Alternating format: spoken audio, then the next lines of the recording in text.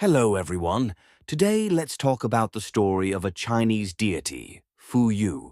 In ancient times, there was a young man roaming the wilderness. He was tall and broad, with unusual features and skin as red as blood.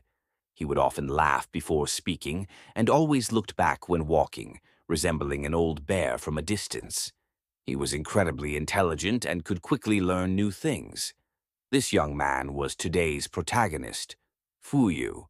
Fú Yóu lived alone for who knows how long, until he encountered Gong Gong, the man he would follow for the rest of his life.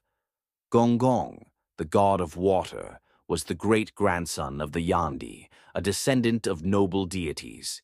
He was passionate, intense, courageous, charismatic, and utterly fearless. At that time, the Battle of Bangquan had ended, and the Yandi had been defeated, his tribe mostly annexed by the Huangdi.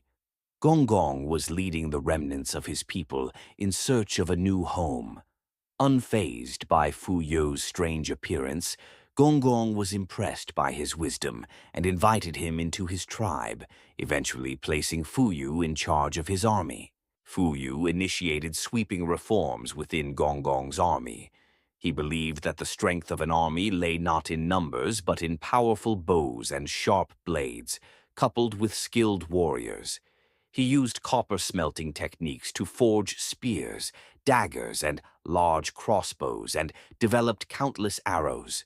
He designed thick leather armor for his soldiers, marking the creation of the earliest armor in China, which protected them from enemy weapons. Fú Yóu handpicked the strongest young men from the tribe and trained them daily in archery, spear fighting, and other skills. He also taught the army to fight in formations. Under Fú You's reforms, Gong Gong's army grew significantly stronger. Fú Yóu and his friend Xiang Liu became Gong Gong's most trusted generals, fighting numerous battles and earning countless victories. Later, the Huangdi passed away, and Zhuangxu ascended the throne. Gong Gong, along with Xiang Liu and Fú Yóu, united dissatisfied deities and rose in rebellion against Zhuangxu. However, Zhuangxu's power proved overwhelming, and soon Tai Feng, Ji Meng, Jiao Chong, and even the Flame Emperor's descendant, the god of fire Zhu Rong, joined Zhuangxu's side. Eventually, they surrounded Gong Gong's forces at Mount Buzhou, utterly defeating them.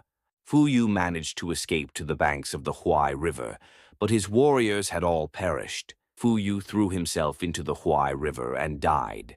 Yet, his spirit was restless.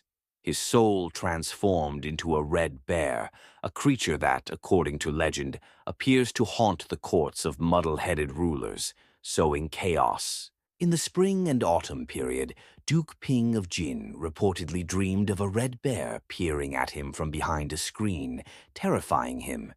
He asked his advisor, Ziqian, for an explanation. Ziqian replied, "This is the spirit of Fú Yóu, Gong Gong's loyal minister, who often brings misfortune to unjust rulers. If seen in the royal court, it foretells the king's demise. If seen on the steps below, it signals nationwide turmoil. If at the entrance, rebellion from the guards. And if in the hall, though less harmful, it is still ominous. Today it appeared behind your screen but did not harm you. To be safe, consider offering sacrifices to Zhuangxu and Gong Gong." Duke Ping heeded the advice, performed the ritual, and the red bear finally disappeared from the court. That's it for today's story. See you in the next one.